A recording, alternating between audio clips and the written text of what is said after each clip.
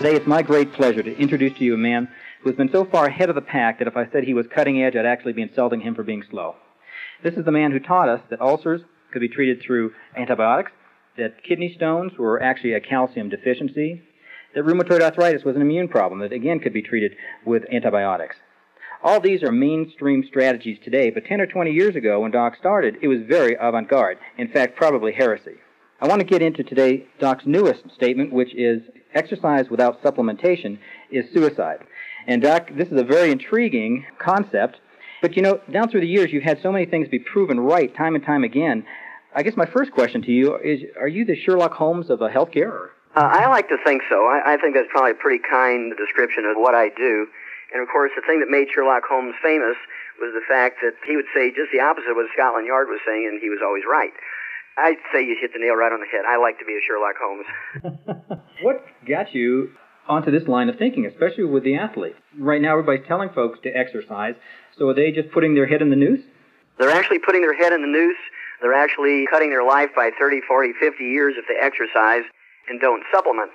Where I ran into this was about 50 years ago, people began to study what sweat was. And they were these little bitty articles in biochemistry journals, the makeup of sweat. And it was very interesting. Most people thought sweat was primarily just salt and water, but sweat contains everything that's in your blood. And as you sweat, the primary purpose, of course, is to cool your body, but you're also losing nutrients. You're losing amino acids, you're losing vitamins, you're losing major minerals, you're losing electrolytes, you're losing trace minerals, rare earths. And it's a kind of a trickle charge. It's kind of like the toilet that just sort of runs a little bit, drip, drip, drip, and you get a water bill for $500 at the end of the month. It doesn't seem like much, but it does in fact cost you in health and longevity. And so about 25 years ago, because I was an athlete in high school and college, I played football and wrestled. Of course, you sweat a lot in both those sports. And I only weighed 123 pounds and played middle linebacker and played offensive center. That's back in the old days when the players played both offense and defense. And only at 123 pounds. I was very aggressive, but never got an injury. And all these big guys, 200, 240 pounds, were always getting injuries in their ankles and so forth. And the reason I didn't was because living on the farm, I was able to have access to trace minerals that we gave to calves. And so putting together practical experience and taking advantage of some, what was 50 years ago, esoteric research, you know, what's in sweat kind of thing, put it together. And came up about 25 years ago that you were, in fact, throwing your life away if you were exercising and not replacing the minerals you're sweating out. Wow. You know, it kind of reminds me back, I don't even know when this was, but all of a sudden jogging came up, and was it Bill Kick? Jim Fixx. Fixx, okay. You're close. Jim Fixx, spelled with two X's, F-I-X-X. And, of course, he died at 52. And he wrote all the books, Run Your Way to Health, Jog Your Way to Health, and there wouldn't be any running shoes. And yeah, wasn't it a number of the runners, including him, just all of a sudden died? They all do. They all die suddenly.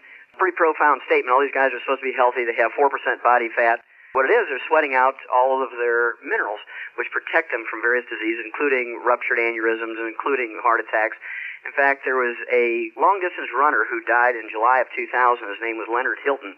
He ran the sub-4-minute mile 32 times, and he was a student of Jim Fixx's, and always praised Jim Fixx and all his knowledge and training techniques. And Jim Fixx died at 52, and Leonard Hilton, Jim Fixx's student, died at 52. That's pretty much what you're going to get. There has never been a professional athlete live to be 100. And if exercise in of itself was useful for health and longevity, there should be a lot of professional athletes living to be 100, not a single one, Craig. Wow. It might have been you that says a couch potato is actually living longer than these guys. Yeah, you're exactly right. That's me. I like to teach people the basic truth by saying something that's very provocative. That way they remember as a concept. But basically what I did, since there was lots of articles written by long-distance runners saying, hey, you guys, we can get high. We can make our own opium in our brain, and you can get drugged out running long distances here and get into la-la land legally, not worry about getting arrested or anything, just by running. You can lower your cholesterol by running. You can lower your body weight a couple of points. You can get your body percentage of fat down. There's all kinds of wonders to running, how healthy it is. It's good for the cardiovascular system. But it always kind of fascinated me. There was never anything that said athletes live longer. So I decided to do my own survey, and I started looking at obituaries of professional athletes and university and college athletes compared with obituaries of couch potatoes. It's always kind of funny that librarians live to be 103, 104, conductors live to be 89, 95, and housewives live to be 115, and so forth. And the old couch potato lives to be 88 to 120. And professional athletes, the average lifespan is 62 to 65. The ones who play the most, the ones who are the stars, die the youngest. And you look at some of the famous ones, Red Grange, Jesse Owens, people like Wilma Rudolph, Babe Zaharias. You're probably too young to remember her, but she was one of the first great women athletes who could whip men in about 10 different sports. And then there was people like Will Chamberlain, age 63, congestive heart failure. Walter Payton, 45 years of age, died while he was waiting for a liver transplant. He was a pristine athlete, never did drugs, never smoked, never did alcohol. I know the basketball player that was a real shock. Reggie Lewis, 27 years old. There we go. Died of a cardiomyopathy heart attack, a simple selenium deficiency. He was about as fit as a human being could get. Then there was Sergei Grinkov, 28 years old, a two-time gold medal winner in figure skating. It's not just basketball players or track stars. You can be a figure skater and die young. You can be a boxer. You can be a baseball player. I have a lot of very famous baseball players. Babe Ruth, Lou Gehrig, Don Drysdale. I have all their obituaries. I actually have one who was a pitcher for the San Diego Padres, and he was only 24 years old, and he was felled by a cardiomyopathy heart attack, and they were just shocked because he just come up from the minors. You're sweating and not replacing those minerals you're sweating out. You're doomed to have a lot of injuries and anything that might relate to mineral and nutrient deficiencies. And certainly, you're going to shorten your life if you're not replacing everything you're sweating out. Wow, that's incredible, because I remember, particularly with Reggie, didn't he have what's called the dream team of cardiologists, and he died anyways? He had the dream team of cardiologists, so they paid these 12 cardiologists $1 million each to save him. And the interesting thing was, a year and a half after Reggie died, the captain, the chairman of the dream team of cardiologists, died at age 47 himself of the same disease, cardiomyopathy heart disease. And he was a Boston Marathon runner. He'd finished the Boston Marathon 3 times, his physician, and died of the same disease at age 47. Can't these guys figure this out? Well, what happens is they hire these personal trainers, and they hire trainers, and they hire people who are nutritionists, and they're worried about their fat intake, and they're worried about strength training. They believe, falsely, that strength training is the answer for joint health. The more muscle you build up around a joint, the less likely you are to injure it. That's absolutely nonsense. Just ask Bo Jackson. You remember him? He was this great two-sports player, professional player in baseball and football, and he dislocated a hip joint and fractured the head of the femur, the ball part of the ball and socket joint, and they talked him into putting an artificial joint in, and of course he ran around like Chester from the old Gunsmoke days. I remember him. With that one leg, and he was a huge man. His thighs were bigger around my chest. He was a big man. And so they said, well, why don't we even you out? We'll just take the good hip and we'll put in an artificial joint in there, and then you'll be Superman. Well, of course, after that happened, he hit a few baseballs, and that was about it. His career was done. But if he'd been supplementing properly, these guys could play into their 40s and 50s. I've seen this happen. We have a lot of professional athletes who had to quit their sport after 8, 10, 12 years because of joint problems. We get them on our nutrient replacement programs, and just in 6 months' time, they're stronger and more fit and have more agility and flexibility than they were when they were actually playing. And they just shake their heads and they say, why didn't our high-priced $1 million a year trainers tell us this? And they say, well, they don't know it because they're reading from doctor-written nutrition books. They're reading from doctor-written sports medicine books. These folks just don't seem to have gotten the message yet. No, they haven't, because they make their money by doing joint replacement surgeries. They make their money by doing arthroscopic surgery. They make their money by removing meniscus. They make their money by repairing torn ligaments. And so that's what they're in the business of doing. They are not interested in preventing these injuries because they make their money by repairing them. Got it. Wasn't it Holyfield that actually was able to come back? Right, yeah. Evander Holyfield is kind of an interesting guy. He quit in one of his fights. I guess it was against Tyson. He just quit. He just couldn't go on. Because of lack of strength, his heart began to give out. He had hypertrophic cardiomyopathy heart disease.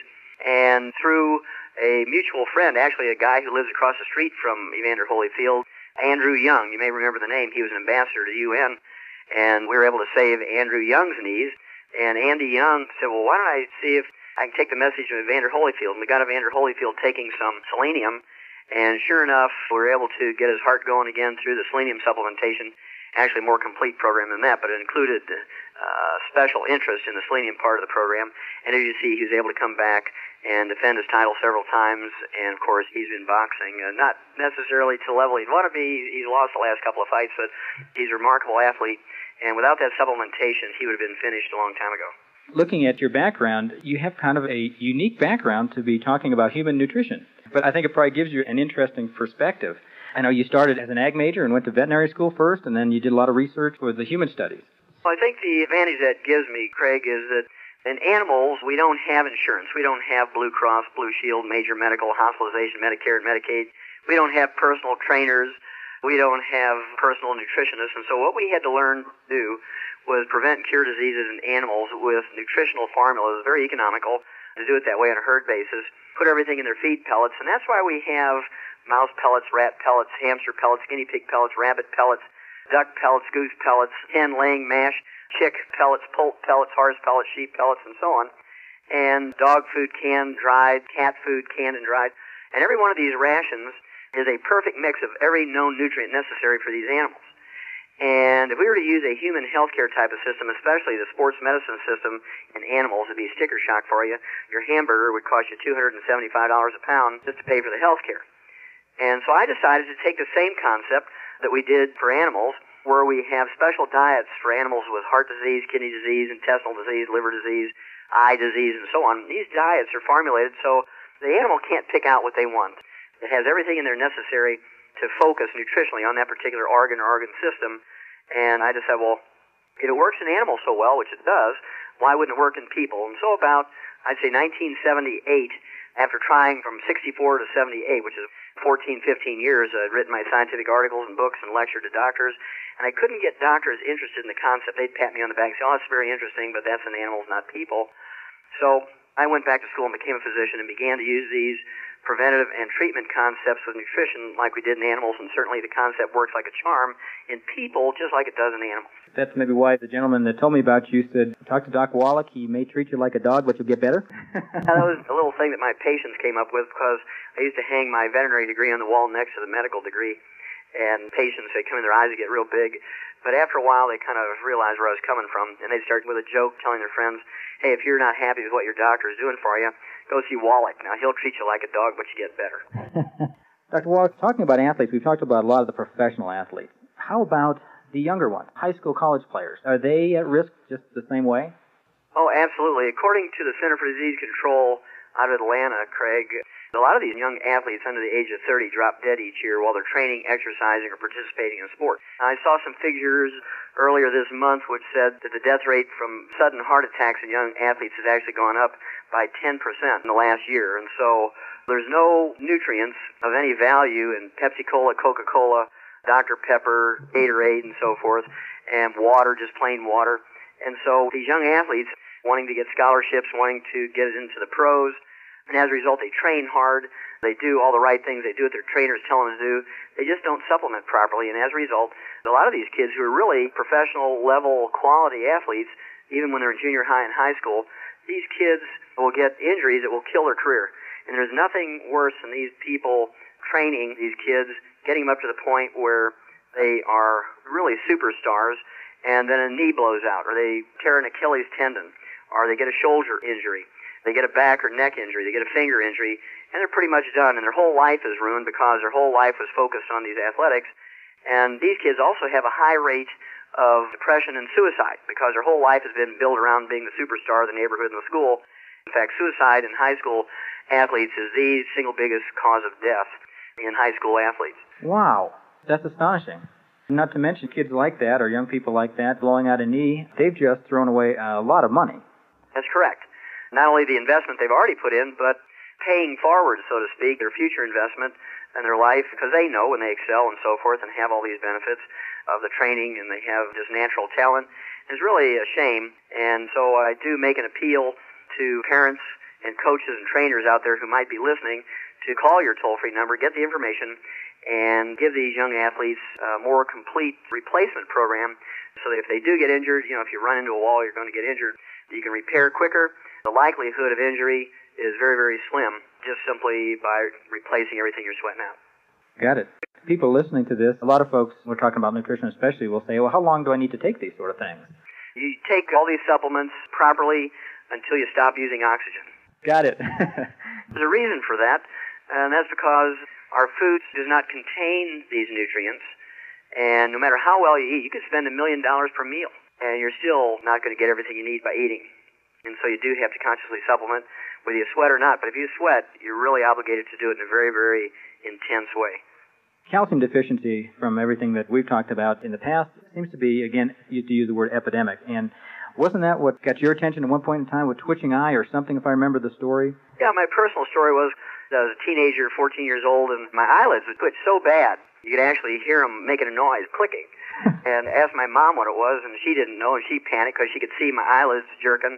It looked like I had some kind of electrical thing on there. My eyelids were just twitching. It looked awful. And she took me to an eye doctor. I had to drive 80 miles to St. Louis to go to one of the top eye doctors. And after a long day, she finally determined that my eyelashes were long and they were hitting my glasses and curling back and tickling my eyeballs. And she gave me a Maybelline mascara eyelash brush, and she said I have to retrain my eyelashes. Oh, I bet that went over well. Oh, yeah. It didn't go over very well. Of course, I was playing football and wrestling, and I could just imagine myself sitting on the bench there with 25 or 30 200-pound guys playing with my eyelashes with a Maybelline eyelash brush. And so I dismissed that suggestion, went to the school library, and started looking up muscle cramps and muscle twitches in a health book written by a couple of nurses. And they said very clearly that muscle cramps and muscle twitches are caused by calcium deficiency. And so I went home and I started using the calf pellets that we gave the calves. We had plenty of calcium in. When all the other kids were eating candy and so forth, I was eating calf pellets. And so at a very early age, I was very aware that mineral supplements were very, very necessary. And like I said, I would take a fencing tool and knock a corner off one of the trace mineral salt blocks. I would take calcium supplements because I was small. And playing football, middle linebacker, I just never got injured in 4 years of playing because even though I was extremely aggressive, because I was taking all the raw materials to rebuild my body. And in wrestling, where you sweat more than anything else, I would spend most of my day not in class. I was running up and down the stadium steps, the football stadiums, just to stay fit for my wrestling program. And I know I sweat out a couple of quarts of sweat a day. And without replacing those nutrients, I know I would have some injuries at least, and certainly may have died. And you may recall, a couple of years ago, there were many wrestlers who died suddenly. Yes. Tried to blame it on some of the supplements they were taking, but basically they were wearing rubber suits and trying to lose 5 or 10 pounds to get down into a lower weight class, and they just sweat out all their nutrients and died suddenly from that. Well, Doc, what if someone were to come to you and say, I have a son that's in football or does a lot of athletics, or even a professional athlete, what would you tell them to protect themselves? Well, basically what they have to do is take a good basic supplement program that gives them all 90 essential nutrients plus the raw materials to develop properly and maintain and repair cartilage, ligaments, tendons, connective tissue, bone matrix, lay down the minerals necessary for a healthy and happy bone. Also, instead of just using water or Gatorade or one of the soft drinks as a fluid replacement as they're sweating before, during, and after the events in the training session, a sports drink, it has amino acids, vitamins, electrolytes, major minerals, trace minerals, and rare earths in it, plus 3 time-release energy sources. Tastes very good, and it's a concentrate. You put an ounce of this into a quart of water, a liter of water, and sip on that. You're going to trickle charge everything back into your system that you're losing as you sweat. And not only will this athlete reduce their risk of death and injury, but also their stamina is going to go way up. They will be much stronger in the third and fourth quarters. They'll be much stronger in the long-distance races in that last lap. They're going to be much stronger in any event than the opponents. Excellent. So, Dr. Wallach, we've kind of looked at the problem out there. Minerals seem to be the kingpin of what you're talking about, and it's funny because everybody talks vitamins. It's a good observation, Craig, because vitamins, if you work real hard, you can actually get vitamins out of your food because plants can take carbon out of the air and manufacture vitamin A and beta-carotene and all the B vitamins, C, E, and K. But plants cannot manufacture minerals. There's not a single function in your body that can take place without mineral cofactors. You cannot utilize oxygen. You cannot utilize energy. You cannot utilize vitamins. You can't utilize proteins. You can't utilize enzymes. You cannot utilize hormones. Nothing in your body will work without one or more mineral cofactors, and yet our foods cannot manufacture minerals like they do vitamins.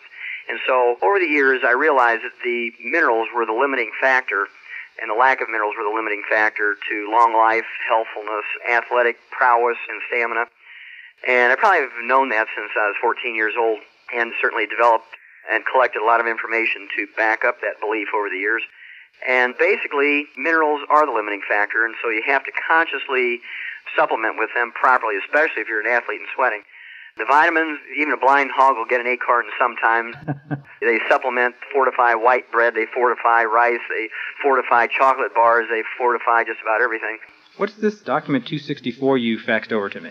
Well, U.S. Senate Document 264 was actually published by the U.S. Senate in 1936. And the U.S. Senate published this back in 1936, and it said at that time that there was no longer sufficient amounts of minerals in our farm and rain soils to give us everything we needed. And as a result, the food plants that were grown there were minerally deficient. As a result, the animals and people who ate these minerally deficient crops got mineral deficiency diseases. And according to U.S. Senate Document 264, the only way to prevent and cure these mineral deficiency diseases was to supplement properly. And we've known this in 1936. That's back at the time when we began to supplement vitamins and minerals and trace minerals into animal feeds and came up with mouse pellets and rat pellets and hamster pellets and guinea pig pellets and horse pellets and canned dog and cat food and so on to assure them optimal amounts of all known nutrients. They couldn't pick out what they wanted. Unfortunately for human beings, we're left to TV advertisements and newspaper advertisements and magazine advertisements and ignorant trainers who tell people, well, just drink Gatorade, just drink water, and just drink Pepsi-Cola because we get good kickbacks from them. Doc, I tell you, this is incredible. In fact, I've got some young children that now, in the back of my head, I've got all these questions going through my head on how to make sure that they survive this ordeal of growing up and being athletes. But unfortunately, we are right down to the wire. We're going to have to ask you to come back, maybe do this again. Love to do it, Craig. I want to thank you for being with us. This has been Dr. Wallach, National Lecturer on the Dead Doctors Don't Lie series, best-selling author, physician, veterinarian, and all-around good guy. Thanks for being with us. And for Craig Walcott here at Health Talk, have a healthy day.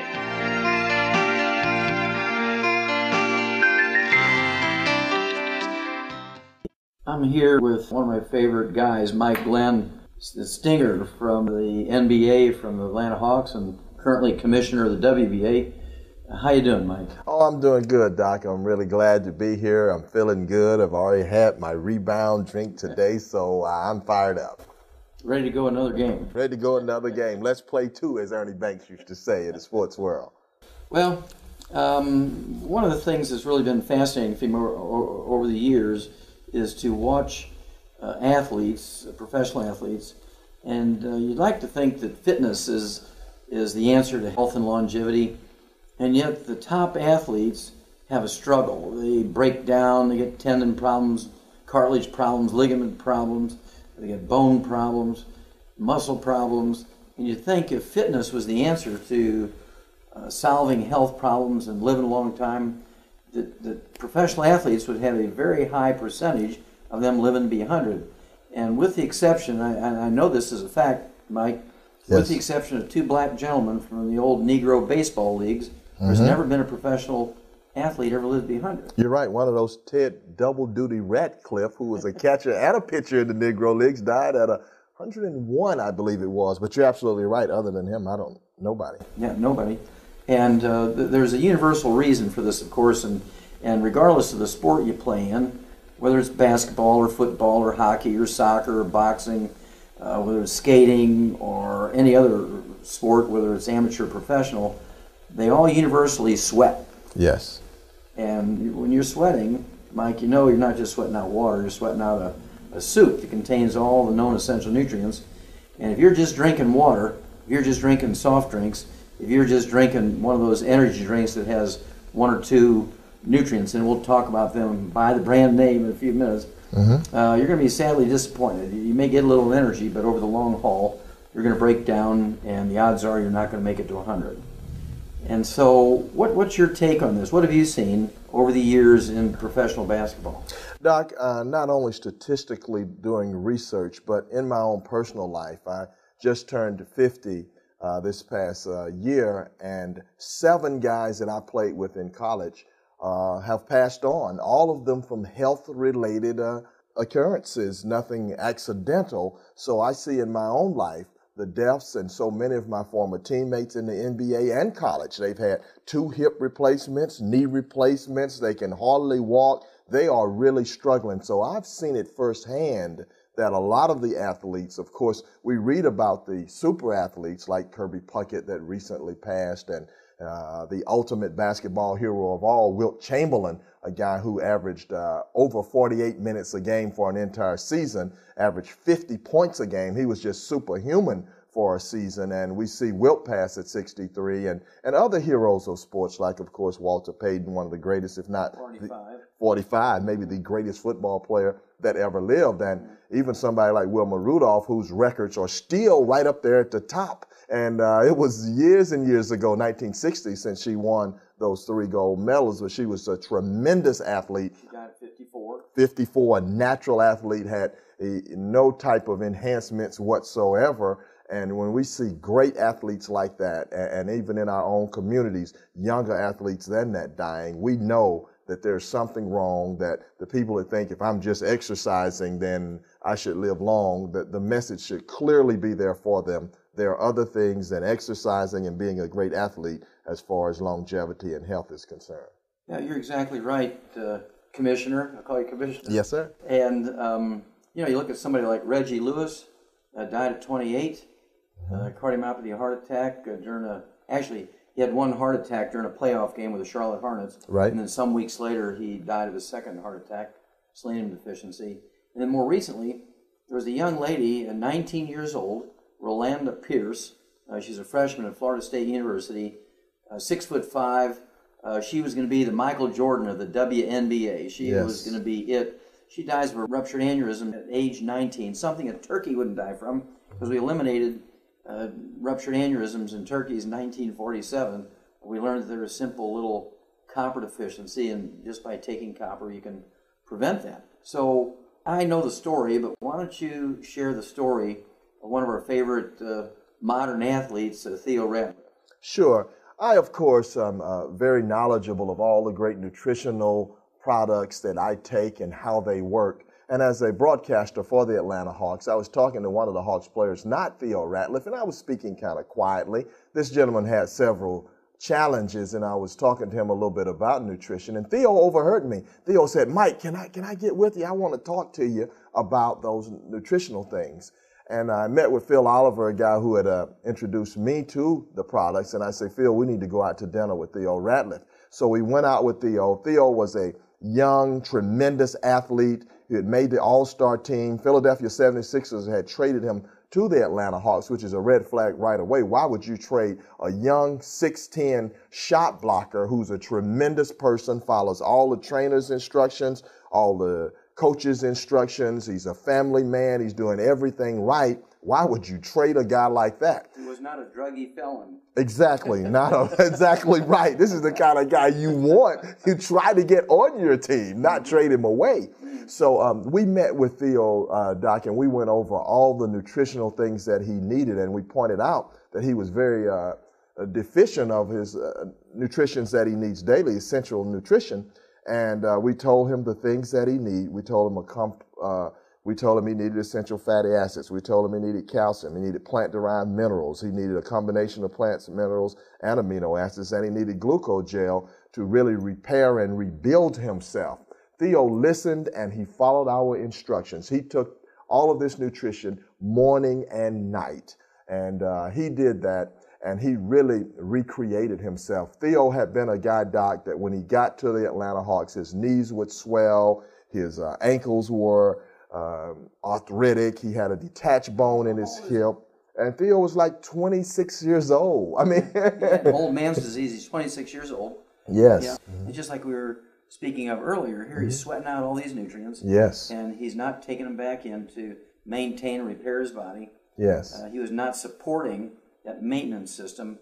He was depending on aerobics and fitness and muscle training and strength training. Yes. Yep. Yes, because the trainers were telling him that, Doc. They were saying, well, maybe if you stretch a little bit more. So they had him on icing and stretching and lifting weights to strengthen those muscles in the areas of the injury, and none of it. He was continuously falling apart. So we said, Theo, if you'll take these things and if you'll take them every day, we can repair and rebuild you. And Theo did. He took them religiously. One of the few athletes that we've introduced this to that have recognized you can't just take it one time and say, oh, I didn't feel anything, so I just stopped taking it, because they've been taking inferior products.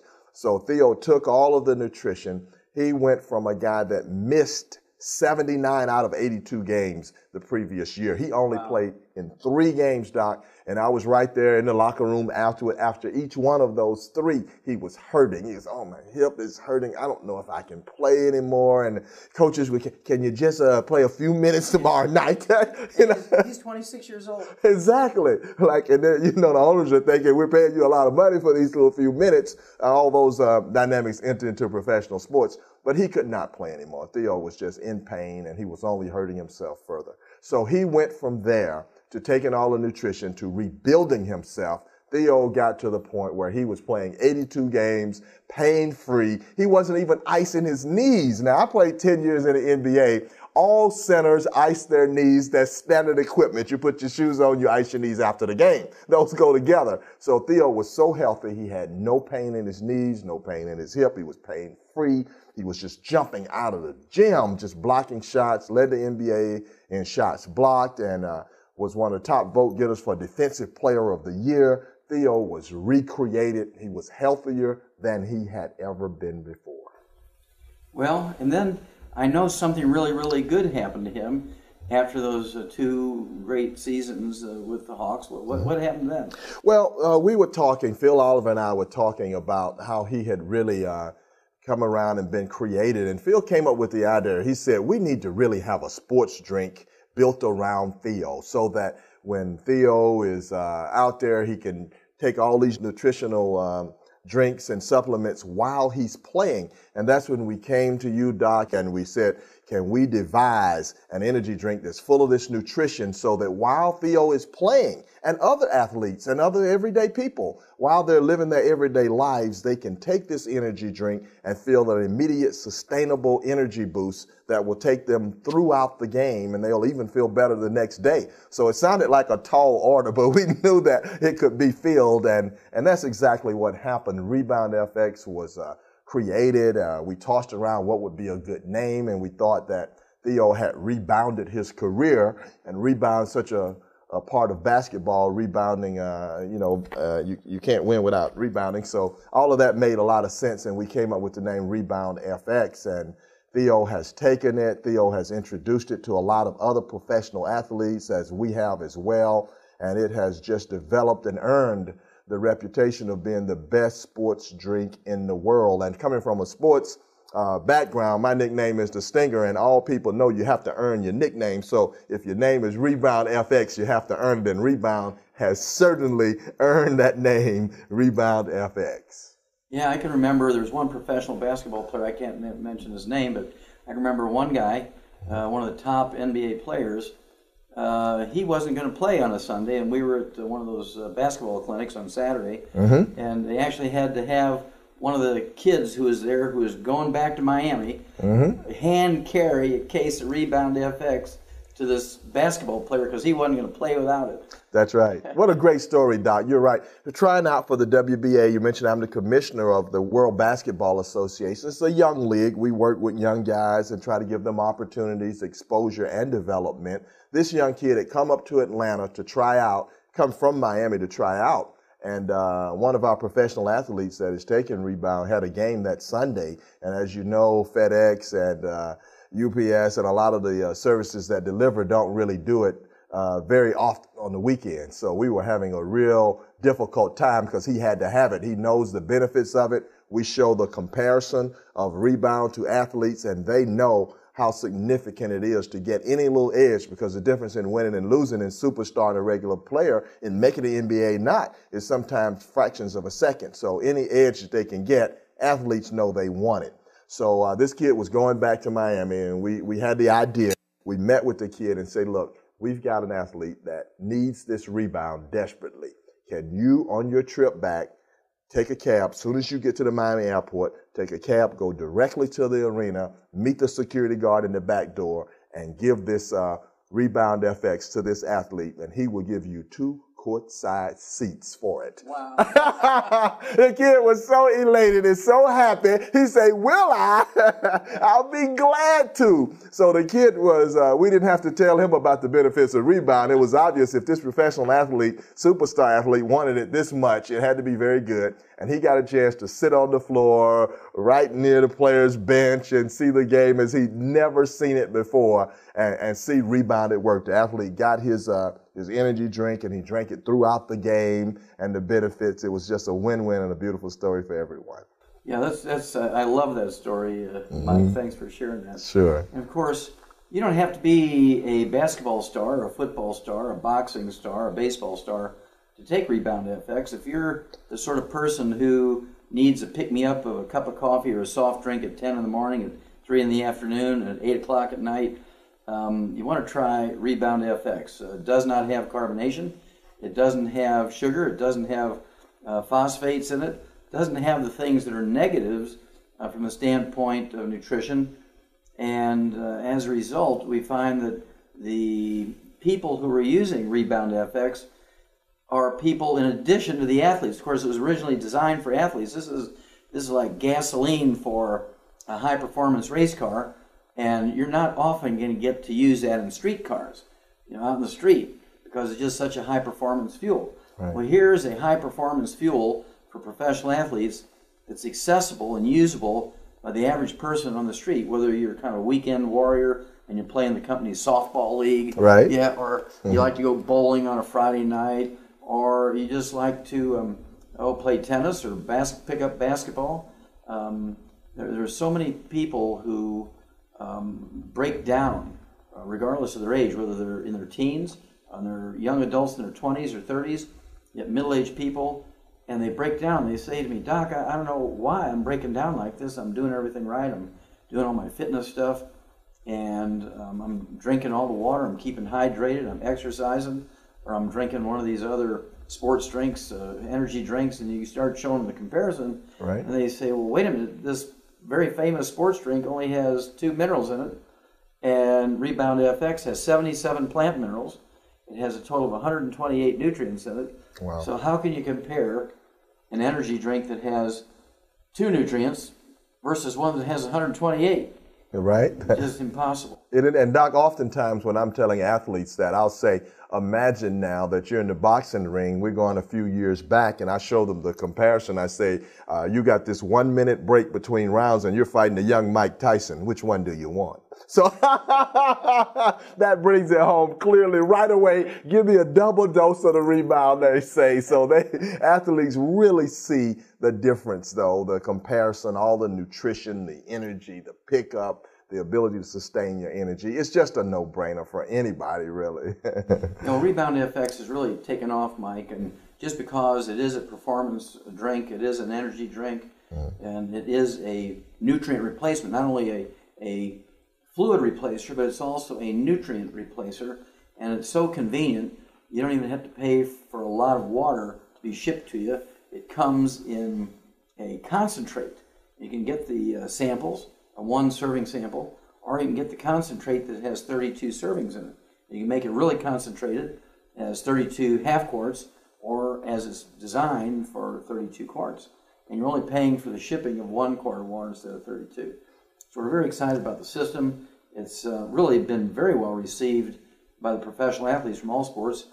Can you recall any comments that maybe some of these professional athletes have had about Rebound FX? Oh, I have, Doc. So many athletes have really taken to it, and they've just ordered it in bulk. I mean, we have entire teams that will purchase as much as almost $2,000 worth at one time and say, I want to have this here for the remainder of the year, and I don't want to have to worry about when it's shipments coming in, and they just take it every day. They just will not go on the court without it. It becomes that much more part of you. You feel so much better when you're walking on the floor with that confidence as well as the energy. Your body is just feeling good, and they know they can play at a very high level. So we've had athletes at every level, whether they're in the Pee-wee level, the high school level, the collegiate level, or the professional ranks, and in all sports, whether they've been football, boxing, basketball, baseball, track, you name it. We've had athletes across the board that have just really loved taking Rebound FX.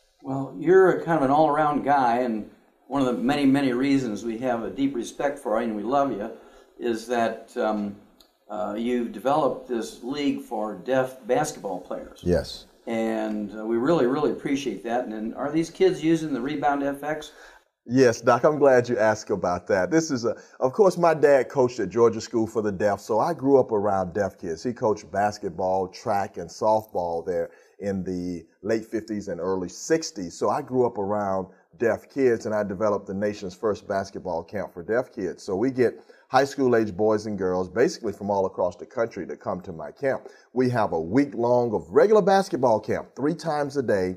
And on the last night of the camp, we play an all-star game where my best deaf kids play against local all-stars from the community. So they're kind of tired. It's been a long week, but they're very excited about representing the Mike Glenn Camp for the Hearing Impaired and about deaf people showing that they can play basketball as well as anybody else. And so we played, and I remember the first time I introduced Rebound FX to them, I just told them very briefly, this is a good drink. It has some nutrition. It'll help your energy. So we're going to have it available for the game. So they said okay, and you know how high school kids are. They wonder how it tastes and what is it, and they have been so accustomed to other sports drinks.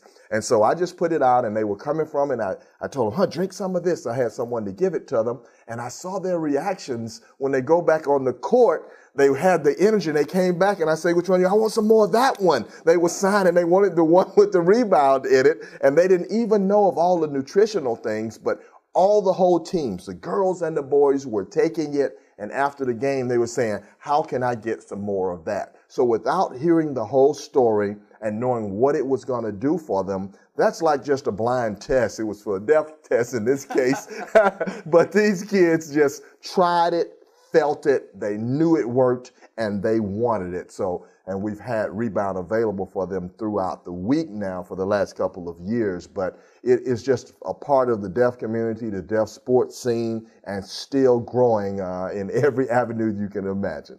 Well, thank you for that feedback, Mike. And since you brought up the test word, yes, the thing that we're really proud of with Rebound FX and many other of our products is the fact that in New Zealand, which is probably the toughest country in the world when it comes to testing urine and testing sweat of players to make sure that they're not taking anything that gives them an advantage, something that's been banned, has been approved by the agencies in New Zealand that test for these things, and therefore it's also approved because they're the toughest in the world. It's also been approved by the IOC.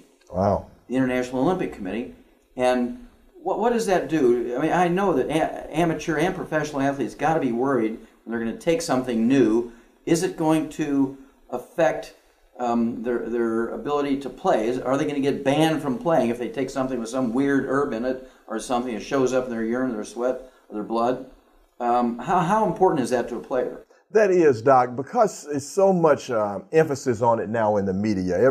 All the emphasis on steroids or different drugs that athletes that have died, famous athletes, and often they try to infer that it was because of something that they were taking rather than something that they're not taking. Yeah, there was a baseball player who died of something, and Right. they attributed it to the ephedra that he was taking. And then, boy, Congress got in it, and they banned ephedra, and then an attorney went back and sued the government and the FDA to get ephedra back on the market. But it has to be like a very, very tiny, tiny dose. You'd have to take a whole bottle, get the same dose as you used to be able to get. Okay, right. And I think that, Doc, has scared a few people, like, is ephedra in? so they have this undue alarm. So to know that it has been stringently tested, that these are beneficial nutrients, and that's what we really stress to people, that this is nutrition. This is not some drug or chemicals that you're putting in your body. This is the safest and the best thing because they are plant-derived minerals, have been pre-digested by plants, and so we explain that to them because there is this concern that if it's anything new that they've not heard of, that maybe it's one of those banned substances that will either make them illegal to play or will hurt them in the long run. But once we tell them these factors, they take it with confidence, and they know they feel it and like it, and then they pretty much go on from there. Yeah, this is Rebound and several other products from our wonderful collection of products has been approved by at least one and maybe two agencies in New Zealand. And again, it's the toughest one in the world. And so the IOC, the International Olympic Committee, just as long as New Zealand says it's okay, they don't even look at it sideways. And so this has really opened up the whole amateur athletic league, whether it's junior high, high school, university, Olympics. And we're so very proud of that, because we don't want these young kids who work so hard. They learn the sport, the actual technology of the sport, they learn the system of the sports, and then they get fit, and then they start breaking down. And it's always the top ones. Yes. It's always the top. It is, Doc, and I think the top ones work harder. You know, people in sports recognize that. Sometimes people outside of sports think they're just naturally gifted, which they are gifted, or that they're just naturally blessed and it comes easily to them. But from my experience as a professional player, from interviewing, writing books about them, and seeing how they work, the guys that are stars are usually the hardest working guys on your team, which means naturally they sweat the most, they lose their minerals the most, and we found these adverse health effects on the best players because they sweat the most. I mean, they put more energy, more emotion, more time. They're into the playoffs. In the NBA, if your team does not make the playoffs, your season is over by the middle of April. But if you're going to the championship game every year, then you're going on toward the end of June. So you have much more intense games and practices, and you add that year to year to year, those superstars that are going those extra miles, they're going to be the one most adversely affected. Well, thank you so much for sharing all this information, and I know that people are going to want to hear this material that's going to be so vital to their long-term health and also their day-to-day health on the short term, because nobody wants to be walking around on crutches. Nobody wants to be sitting in the chair when you want to be out playing. That's the truth, Doc. And you know, you made me think of something else very quickly, though. My wife, who is she likes to walk and exercise to try to stay firm and slim. Around this area, Doc, in the Atlanta area, you have a lot of people that like walking up Stone Mountain and walking around the mountain. So you have a lot of people that are just doing those kind of exercise daily. And I know Phil's wife likes to do these kind of things as well. And they both are taking this Rebound FX every day. They're taking it to walk the mountain for their exercise. All their friends are taking it. So even if you're not, as we've mentioned, a professional athlete and you're competing at that level, if you're just an everyday person that wants a little extra energy and nutrition, it works very effectively. It tastes great, and it gives them that little extra energy, and they'll do an extra mile or two when they're taking that Rebound, and they find out that they'll lose weight quicker and feel better after they finish walking. Okay, I'm going to end this, Mike, with Rebound. That's our drink. I like that. Yes, indeed. Puts me back in the sports world. Okay, Thea, you hear Mike, Lynn, and both Mike and Dr. Wallach talking about, Rebound and how we came about with Rebound, and basically how our relationship, yourself and myself and Mike. But I wanted you to kind of tell your story and just kind of emphasize, why were you such a different athlete in receiving this versus your colleagues, and what has it meant to you? Well, Phil, it's been tremendous to me as far as helping rebuild my career and furthering me along and giving me the ability to extend my career. It's been well documented of the different type of injuries that I've had throughout my career, and it always got to a point where I couldn't figure out what was going on with my body. And I overheard Mike Glenn speaking to one of my teammates when I was with the Atlanta Hawks back in about 2002, talking about minerals and calcium and mineral deficiency. And so when I heard him, I said, "Yo, Mike, come over here and speak to me about that a little bit."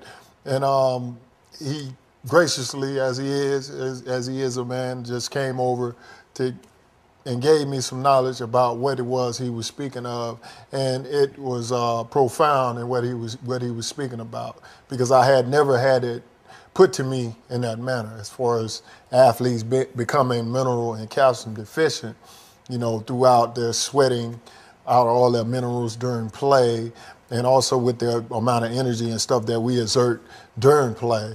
becoming deficient in those areas. So he told me about the great products at Longevity, and I was able to get on the products diligently, and rebuild, the cartilage from my hip injury, from my knee injury, and just all the different things that I had going on at the time. I was in a situation where I had the hip injury where I couldn't figure out what was going on and why these things was just happening to me, because I always try to keep myself in a superb physical health and always ready to get out there and play ball. But, I was getting these minor injuries, knick-knack injuries and stuff that was just stopping me from continuing to be the player that I was.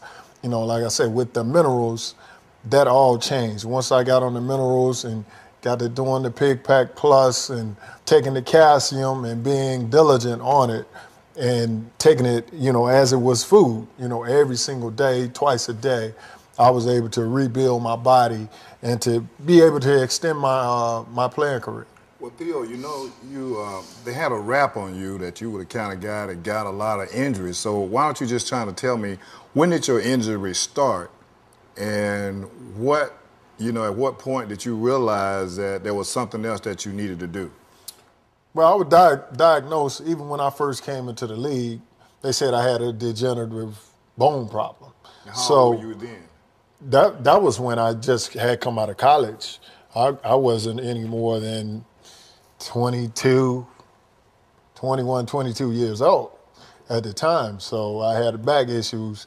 So as they looked at the MRI, I had to take MRI and a whole bunch of exams in order for teams to even take me. I had to take all these things to try to make sure that, everything would stay intact. And they gave me, only 5 or 6 years in the league tops was where I would be at my, at my peak position, and everything would be downhill from there because they saw the degenerative changes that early in my career. Lo and behold, I was able to extend, my career as far as being able to play and be, I was in a position where I was in the playoffs as an all-star in 2001, right before I received my hip injury, right before I received my wrist injury, where I just went up for a block shot, just normally coming down, trying to catch myself, fracturing my wrist, having to have surgery, and then traded to the Hawks. And then my wrist healed, and during that same summer, right before the season started, I ended up tearing cartilage. I didn't know what it was. I just went up for the ball, jumped for a ball, a routine thing that I do, 1,000 times a game, and ended up tearing cartilage in my hip. Nobody knew what the diagnosis was. I had to go see all these specialists and different things that would, and finally figure out what was going on. So I had to have a surgery for that. And in my trying to recovery from that surgery, I just wasn't getting back to being able to play the game. And it had gotten to a point where I had sat out all year, tried to come back a couple of times, and it just wouldn't happen for me. So I had, lost faith in, what was going on as far as with trying to heal, and was real discouraged with what the doctors and stuff were saying. And, I thought I was pretty much done with it because I wouldn't be able to be the same player that I was before I had the hip injury. But with that said, I had a great guy, Phil Oliver, to school me on exactly what I needed to do as far as taking the minerals and the calcium, along with Mike Glenn, and just got over my problem by being diligent on taking the product.